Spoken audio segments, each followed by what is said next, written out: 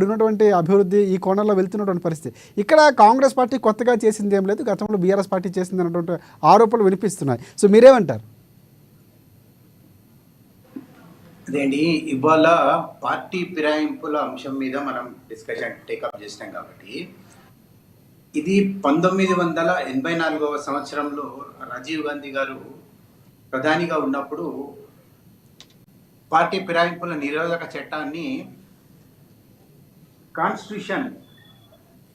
కాన్స్టిట్యూషన్లో అమెండ్ చేసి 10th షెడ్యూల్లో పెట్టడం జరిగింది. అయితే ఎప్పుడైనా కానీ ఎవరైనా కానీ చట్టం చేసే ముందు ఒక మార్గం అంటే దొడ్డిదారి ఒకటి పెట్టుకుంటున్నారు. అంటే ఆల్టర్నేటివ్, రేపు మనము అపోజిషన్లోకి వస్తే పరిస్థితి ఎలా ఉంటుంది అనే ఉద్దేశంతోనే ఒక దొడ్డిదారి పెట్టుకుంటున్నారు. పార్టీ ఫిరాయింపుల నిరోధక చట్టంలో లొసుగులు ఉన్నాయి, ల్యాప్సెస్ ఉన్నాయి. కాబట్టి ఇవాళ ఎమ్మెల్యేలు కానీ ఎంపీలు కానీ ఇతర పార్టీలకు జంప్ అవుతున్నారు.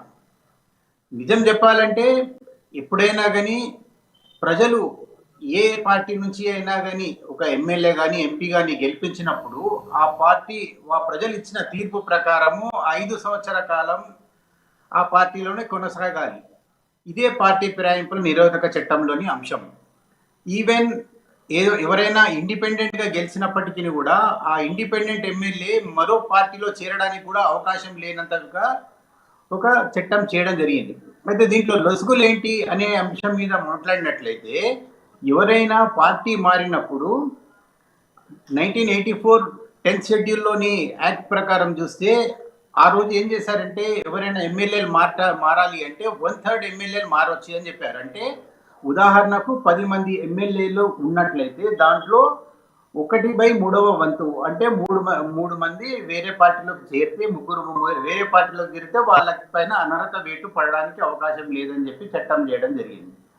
అయితే దీంట్లో కూడా లోపాలు ఉన్నాయి అని చెప్పేసి మళ్ళీ దాని తర్వాత రెండోసారి మళ్ళీ అమెండ్ చేశారు. అమెండ్ చేసినప్పుడు ఏంటంటే 2/3 మెజారిటీ అని చెప్పారు. 2/3 వంతు మంది వెళ్ళిపోతే ఆ పార్టీకి ఫిరాయింపుల నిరోధక చట్టం కిందికి రాదు అని చెప్పారు.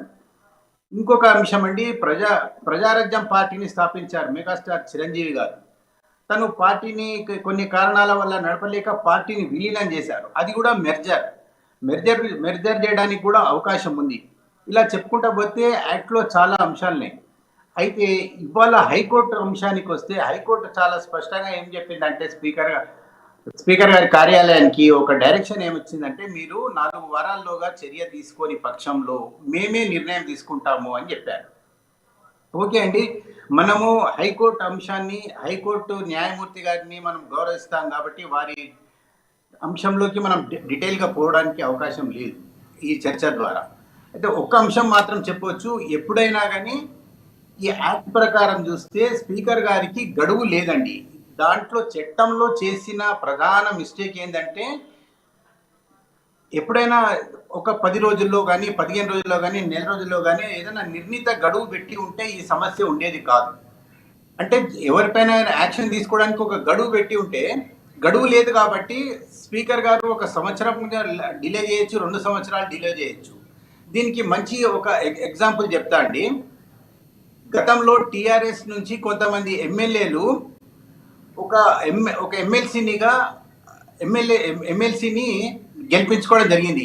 అప్పుడు ఏమైందంటే, కేఆర్ సురేష్ రెడ్డి గారు స్పీకర్గా ఉన్నప్పుడు ఆ టీఆర్ఎస్ ఎమ్మెల్యేల పైన అనర్హత వేటు వేయమని చెప్పి అప్లికేషన్ ఇవ్వడం జరిగింది, ఒక పిటిషన్ వేయడం జరిగింది స్పీకర్ గారి దగ్గర. కేఆర్ సురేష్ రెడ్డి గారు హియరింగ్ పేరిట 2 సంవత్సరాలు కాలయాపన చేసి ఎన్నికల షెడ్యూల్ వస్తుంది రేపు అనగా ఒకరోజు ముందు తన నిర్ణయాన్ని ప్రకటించారు. అంటే 2 సంవత్సరాల పాటు కాలయాపన చేశారు. ఇది స్పీకర్ గారికి ఉన్న విశేష అధికారం. దీన్ని మనం క్వశ్చన్ చేయడానికి లేదు. స్పీకర్ గారికి ఉన్న పవర్స్ ఏంటంటే ఈక్వల్ టు జ్యుడిషియరీ పవర్స్ ఉన్నాయి. జడ్జికి ఏ విధంగా అయితే పవర్స్ ఉన్నాయో తనకు కూడా అదే విధంగా పవర్స్ ఉన్నాయి. ఇంకొక మాట చెప్తే, అసెంబ్లీ ప్రెమిసెస్లో 2 ఎమ్మెల్యేలు చొక్కాలు పట్టుకొని గొడవ పడ్డారనుకోండి, వాళ్ళిద్దరు వెళ్ళి పోలీస్ స్టేషన్లో కంప్లైంట్ చేస్తే పోలీస్ ఇన్స్పెక్టర్ కానీ లేకపోతే పోలీసులు కానీ రారు. ఏమంటారు, ఇది అసెంబ్లీ స్పీకర్ గారి జ్యురిడిక్షన్ అండి, మేము రాలేము అంటారు. అన్లెస్ స్పీకర్ గారు కంప్లైంట్ చేస్తే తప్ప మేము లోపలికి ఎంటర్ కానీ వీలు లేదు అంటారు. అంటే ఇట్లా విశేష అధికారాలు ఉన్నాయి. ఈ సమయంలో హైకోర్టు నిర్ణయము ఇచ్చిన తీర్పు ప్రకారము 4 వారాల్లో గడువు తీసుకోవడానికి అసలు అవకాశము లేదు. అయితే ఇవాళ లేటెస్ట్ డెవలప్మెంట్ కానీ ఇక్కడ ఈశ్వర్ రెడ్డి గారు అంటే ఒకవేళ కోర్టుకు సంబంధించినటువంటి సరైన సమాధానం ఒకటే మాట ఇవాళ ఇంకొక మంచి ఎగ్జాంపుల్ చెప్తున్నా. ఇవాళ గాంధీ గారు అంటే ఎమ్మెల్యే గాంధీ గారు, పార్టీ ఫిరాయించిన గాంధీ ఎమ్మెల్యే గారు ఏమన్నారంటే, అసలు నేను పార్టీ ఫిరాయించలేదు, నేను స్టిల్ బీఆర్ఎస్ లో ఉన్నా కాబట్టి మేజర్ అపోజిషన్ కి ఇవ్వాల్సిన పబ్లిక్ అకౌంట్స్ కమిటీ చైర్మన్ పదవి నాకు ఇచ్చారు, నేను పార్టీ మారలేదు. నేను సీఎం గారిని కలిస్తే సీఎం గారు అన్నారు మంచిగా డెవలప్ చేసుకొని కాన్స్టిట్యున్సీని అని చెప్పి నాకు మెడలో ఒక దేవాలయానికి సంబంధించిన కండువా వేశారు తప్ప నేను పార్టీ మారలేదని చెప్పారు. సో ఇవన్నీ కూడా ఎస్టాబ్లిష్ చేయడానికి కోర్టు పరిధిలో చాలా కష్టమైన